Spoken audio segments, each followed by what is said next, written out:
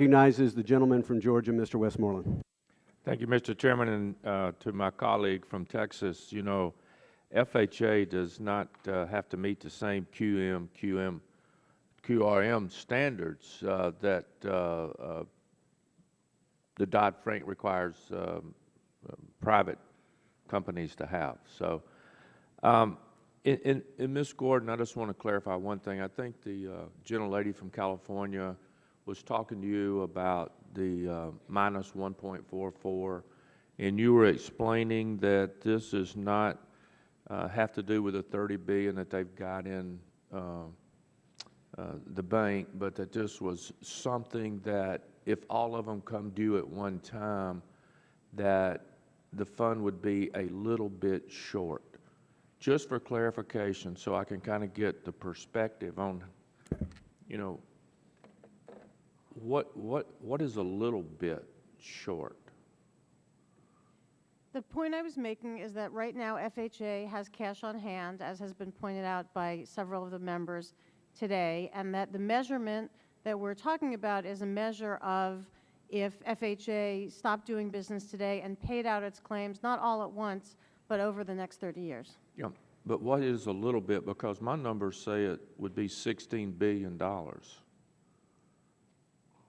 Well, we don't actually know what the number is because this is not the same number as will correspond. All right. Well, what would your little bit be?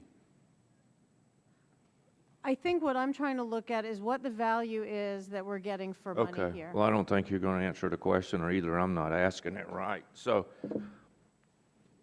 in President Obama's FY13 budget, FHA requested about $688 million to cover the expected losses during this fiscal year. Ultimately, FHA did receive $1 billion from the DOJ settlement with the banks and averted a taxpayer, what I would term a bailout. And given what you all know about FHA's current financial situation, could each one of you give me an estimate on how much money you think that the FHA will need to cover their losses in FY14? I think the number is going to be in the negative $10 to $12 billion range. 12 billion? Yeah, 10 to 12 billion. Negative. Yeah.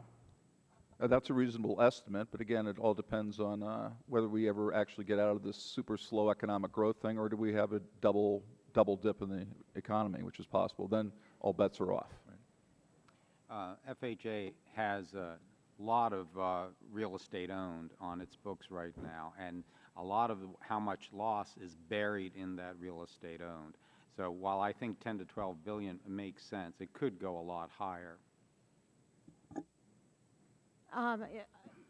I'm not the economist that some other people may be, so I can't give you a number, but I can say it will depend a lot on the housing market, and it will depend on how well we continue to do to engage in loss mitigation, which is an area where I think the FHA still has significant room for improvement, and you know, some of the efforts they're making in terms of the distressed asset sales and some of the changes they've made to the REO process to, you know, all of those things work together to determine how much money will be lost ultimately.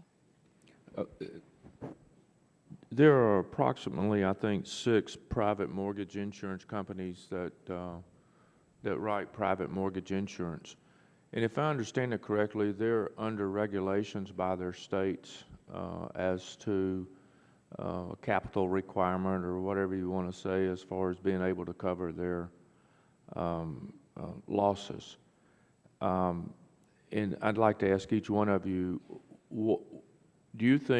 how do you think they would rate the FHA as compared to some of the private mortgage insurance companies in their financial situation?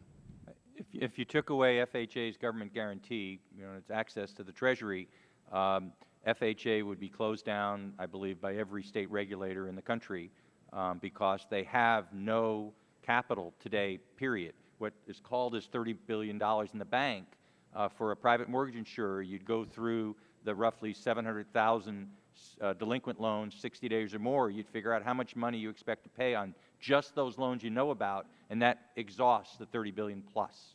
And so they have no money on a regulatory basis under private mortgage insurance or under a gap accounting basis.